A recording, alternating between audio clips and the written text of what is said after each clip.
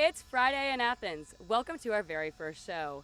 We'll be with you all season long, bringing you the games, the stories, and everything in between. I'm Brooke Evans, your host for tonight, and alongside me is analyst Hammy Culpepper. Thank you, Brooke. I'm super excited to be here. It's Friday night in Athens. We couldn't be more excited, and the action is starting here tonight at Billy Henderson Stadium in Death Valley on the corner of Baxter Street and Rock Springs. What a night it's going to be. Hammy, it's excitement, it's Friday Night Lights, it's everything high school football. So let's lay it out. What's going on around the 8? Yeah, so we're covering Region 8. It's the Athens area high school football. We've got 7 schools, and right behind us is the first one in action tonight, Oconee County and Clarke Central. And then, of course, we have Prince Avenue Christian. And Athens Academy. Athens Christian. And all the way out to North Oconee and Cedar Shoals. A solid 7 teams in Region 8 that have an exciting season ahead. And it starts right here tonight, home of the Clarke Central Gladiators. Now, the Clarke Central Gladiators are looking to go 2-0 for their season, and they have something a little special to play for. Sideline reporter Camille Stroud has more. Thanks, Brooke. Coach Bruno talked with us this week about the recent passing of Clarke Central great Robert Phillips. Phillips was a weekly Friday night football fan for the Gladiators. Bruno and Phillips were teammates here at Clarke Central for one football season before Phillips graduated in '81 and went on to play at Western Kentucky. Phillips lost his life at the age of 57 on August 7th. A celebration of life was held on Sunday, August 13th, where he was surrounded by his twin son and daughter, another daughter, his mother, and his brother. Bruno says this gives the team something to play for. Back to you. Thank you, Camille. I got the chance to talk with Coach Bruno earlier this week, and he could not stop talking about how great of a man Phillips was to this community, to this school. He attended every single game, and he will be missed. He surely will be missed here, and you really feel that coming from the crowd here tonight. Thank you, Camille. Now onto the Warriors side, we have Jackson Rowland to give us more on the Warriors game tonight. 2, 1. Thank you, Brooke.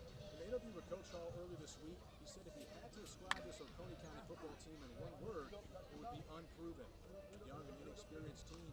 They only have 5 returning players, and 2 of those will be out tonight with injury. So just how young is this Warrior football team? And players like Mason Hall just found out yesterday morning that he would not be the tight end for the junior varsity game, but rather be playing under the Friday Night Lights. Coach Hall knows this is a growth year for the team, and rebuilding that main group of seniors, he still believes this young group of athletes will have some surprises. And Clarke Central tonight, a much older and more physical team, but the Warriors might still have some tricks up their sleeve. Thanks, Jackson. We'll be going back and forth between Camille and Jackson all night long, so stay tuned. Now, Hammy, tell us a little bit more around the 8, starting with Athens Academy and Prince Avenue, both going beyond Peach State lines tonight. Yeah, like you said, the Wolverines are traveling all the way to Chattanooga, Tennessee to take on Nashville Christian. It's a little thing called reclassification that's causing this. The past 2 weeks they've been playing out of state. But the Wolverines are led by senior quarterback Aaron Philo, the Georgia Tech commit. So we'll see what he can do and lead the Wolverines and see if he can lead the Wolverines to a win tonight. Now, this is Prince Avenue's second game not playing in Georgia, as they took down Hammond just last week of a score of 42-13 in South Carolina. Now, Prince fans, don't worry, they will be coming home. You'll see them at a homecoming game against longtime rival Athens Academy. Will be a huge game, big show out here, and honestly, I think it'll be a great game. What do you think? Oh yeah, I know. I'm really looking forward to it, but before we get too far ahead of ourselves, let's focus on the Spartans this week. Yeah, the Spartans will be heading to Mobile Christian to take on the Leopards, and what do you think we're going to see from Athens Academy here? Well, head coach Josh Alexander has opened up the Spartans offense in a big way. Last year they had quarterback Sam Bush, who's walked on to the University of Georgia now, but he was much more of a wildcat guy, a running quarterback.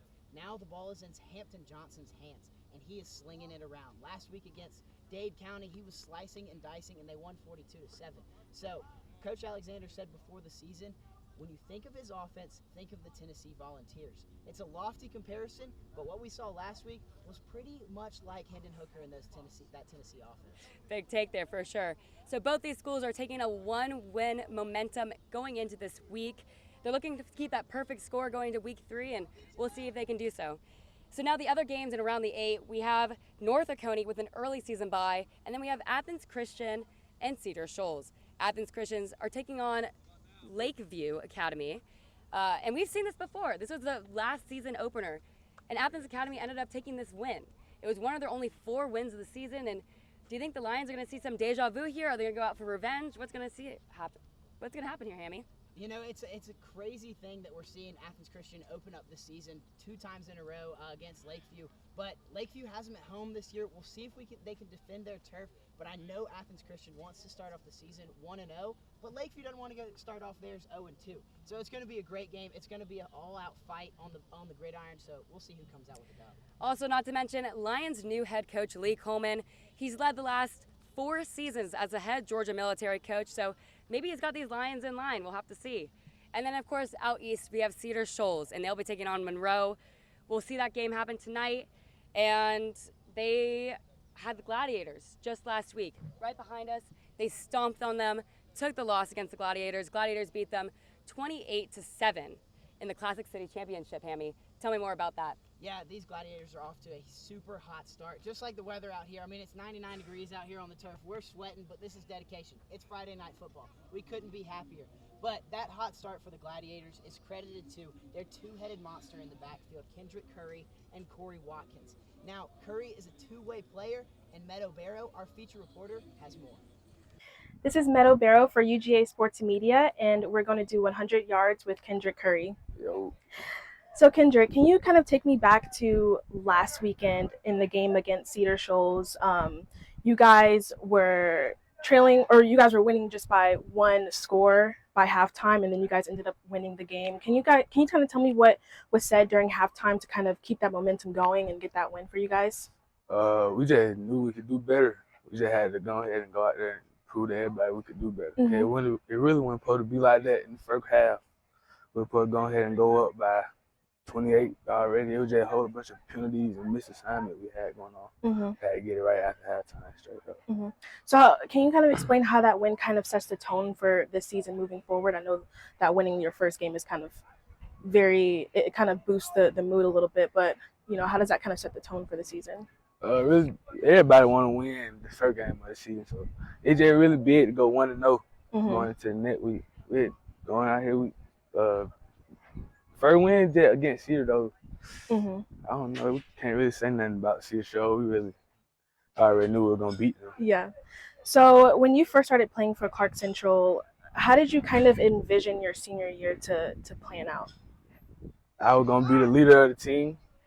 I was really a leader like my 9th grade year here too, but it was other stuff going on. But since my sophomore year, I've been starting being a leader, so I just knew I was gonna be a leader on the team this year too.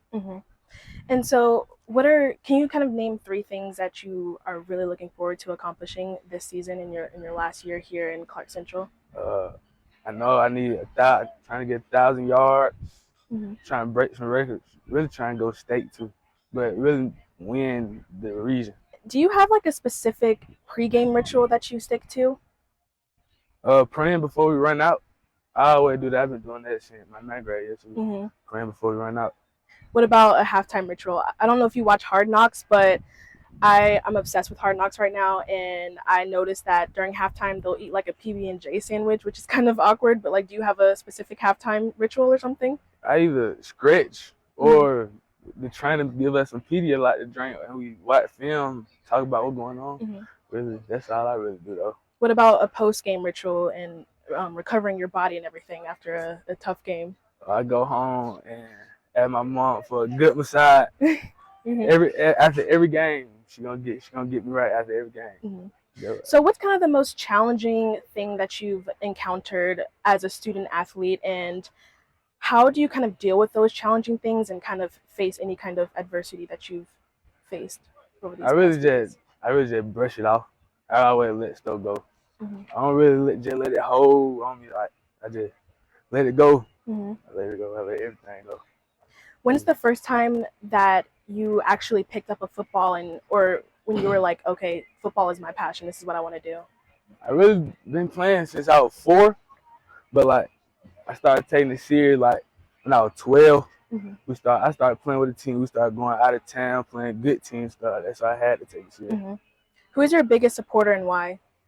My family. They always support. They either at the game or they watching it on TV. I love them for that. I saw a TikTok video that your dad made, and he kind of labeled you as the future of football. What does your dad mean to you, and what kind of emotions do you get from him saying stuff like that? I love my dad. I do love him. But sometimes he be talking at me on the field, it makes me mad sometimes. But Yeah. I know what y'all love. I know what I love. He put me every day though. Mm-hmm. He gonna put me, that one thing he gonna do, motivate me and put me every day. So I love him for that, for real. So I know you play 2 different positions. Do you prefer the running back position or the linebacker position, and why? That's a hard question. I don't really know. I like both for real, but I like linebacker the most. I like to hit people. Really. You like to hit people? I like to hit people. All right.